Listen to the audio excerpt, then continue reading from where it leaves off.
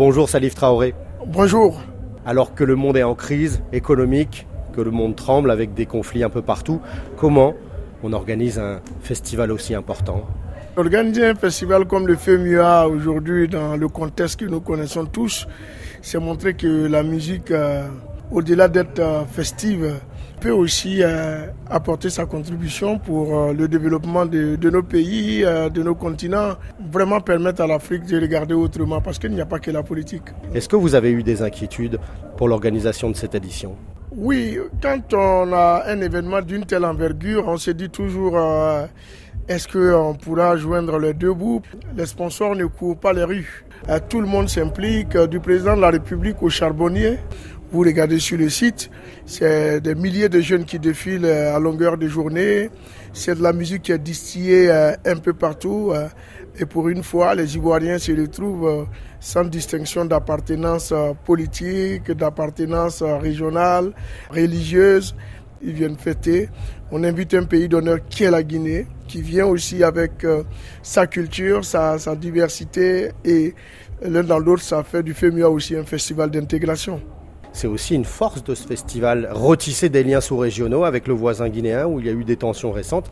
Vous savez, la musique à la base est un facteur qui rapproche les peuples. D'entretenir aussi une relation bilatérale qui existe entre ces deux pays depuis les pères fondateurs.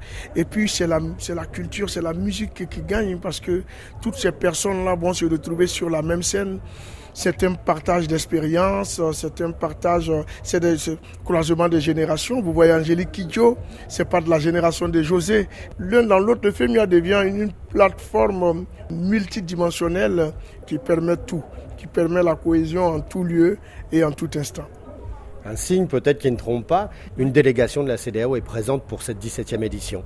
Avec la tension qu'il y a actuellement dans la sous-région, voir une institution comme la CEDEAO venir accompagner cette initiative montre que la culture va au-delà de toute considération. Tous nos organismes doivent sortir de la politique politicienne. Regardez ce que le FEMUA fait aujourd'hui. Politiquement, on va parler des AES, on va parler des CEDEAO.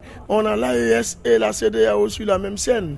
Donc c'est comme ça qu'on tisse les vrais liens entre les peuples et qu'on montre que la musique est un vecteur très fort pour unir les peuples, pour renforcer les liens entre les peuples. Sans rentrer peut-être dans les coulisses, est-ce que vous savez justement si tous ces acteurs politiques, ces diplomates se croisent, continuent à faire un travail de fond ? Oui. Tout a été préparé pour l'arrivée de la délégation guinéenne.